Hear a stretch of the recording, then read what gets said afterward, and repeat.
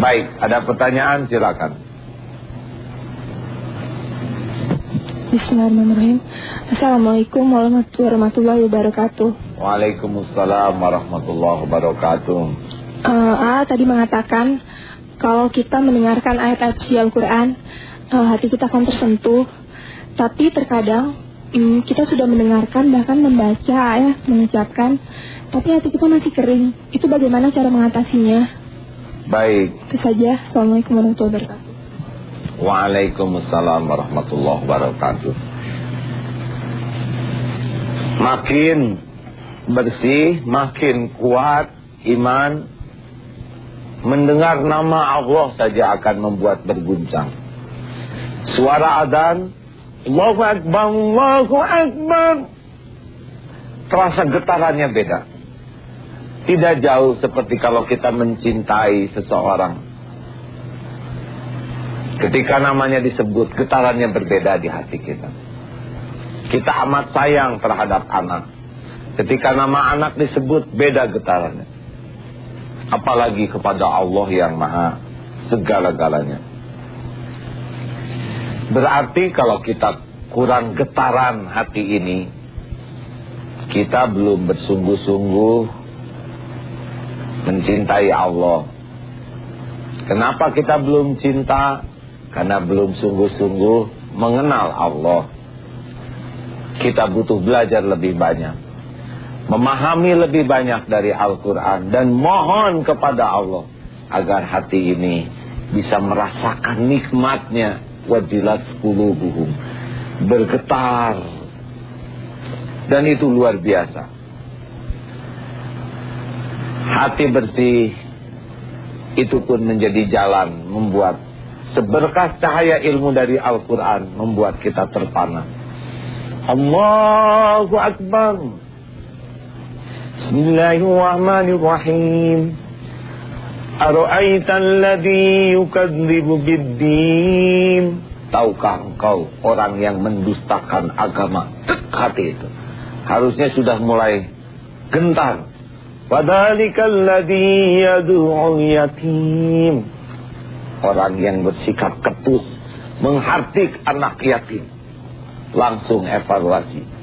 Wala yahuddu ala ta'amil miskin. Dan orang yang enggan mengajak orang lain memperhatikan, memberi makan kepada orang miskin. Takut kita ini harusnya. Sampai sejauh mana kepedulian kita kepada orang-orang miskin. Fawailul lil musallin alladzina hum an salatihim sahun. Celaka orang yang sholat dan lalai dalam sholatnya. Ini juga membuat guncangan harusnya. Mengevaluasi sholat kita. Alladzina hum yura'un. Dan yang celaka itu orang-orang yang riya. Tegang lagi. Harusnya ketegangan ini bukan tegang jelek. Ini adalah tegang mulia. Karena tegang takut melakukan kesalahan di jalan Allah. Bukan takut kehilangan uang, tapi takut kehilangan berkah. Ini boleh tegang. Bukan takut tidak punya penghormatan dari orang lain, tapi takut tidak bisa menghormati keagungan Allah. Itu yang boleh tegang. Oleh karena itu, makin kita memahami dengan niat bersih, insya Allah ayat-ayat Allah akan mengguncangkan hati kita. Wa yamna'unal ma'un. Dan orang yang enggan menolong orang lain dengan barang yang berguna. Allah menciptakan kita lengkap dengan nafsu. Berbagai jenis nafsu. Kalau dalam bahasa Indonesia ada nafsu makan. Walaupun syahwatnya ini berbeda dengan pemahaman bahasa Arab. Kalau tidak ada nafsu makan, berat. Ada juga amarah, nafsu amarah. Penting, orang yang tidak punya marah tidak bisa membela. Tapi orang yang diperbudak marah itu yang menjadi hina. Istri disentuh orang lain harus sebagai suami punya izzah, punya harga diri untuk marah. Agama digempur, kita harus punya kemarahan untuk membela. Lihat orang yang zalim, kita harus punya kemarahan untuk menegakkan yang hak. Syahwat perlu. Kalau tidak ada, tidak akan menjadi bagian kehidupan yang indah. Tetapi diperbudak syahwat atau tidak halal, itulah.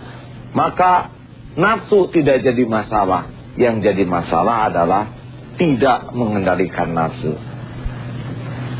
Kuda kalau dididik, dilatih, dia bisa membawa manfaat. Persis nafsu juga begitu. Nah, bagaimana supaya bisa mengendalikan nafsu? Untuk tahu saja, nafsu itu senangnya menjauh dari Allah. Dia ringan untuk berbuat maksiat dan berat untuk berbuat taat. Itu tabiat nafsu. Jadi hati-hati kalau kita tiba-tiba senang sekali berbuat sesuatu, harus mulai ada rem. Karena kecenderungan berbuat maksiat, perilakunya begitu. Dan nafsu itu tidak pernah sebanding antara nikmat dan resiko. Nauzubillah, kita pernah dengar orang yang memperkosa. Itu kesenangannya tidak berapa lama, tapi dia melakukan perbuatan terkutuk. Sama dengan orang yang berzina. Allah sudah ciptakan nafsu itu tidak pernah lama. Bahkan nafsu makan sekalipun, es krim itu nikmat, tapi kalau sedikit dan sebentar. Sekarang makan es krim terus menerus setiap waktu, hilang itu nikmat.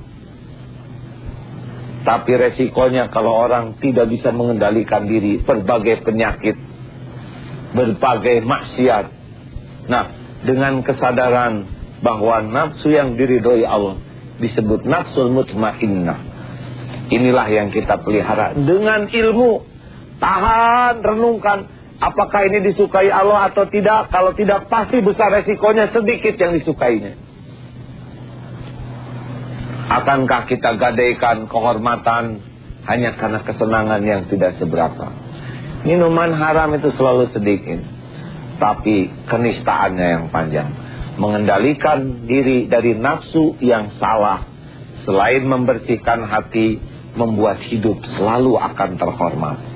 Dan itu pun bagian yang akan membuat hati kita selalu bergetar bila mendengar nama Allah dan ayat-ayat Allah. Mudah-mudahan Allah mengaruniakan hati yang selalu bening. Amin ya rabbal alamin.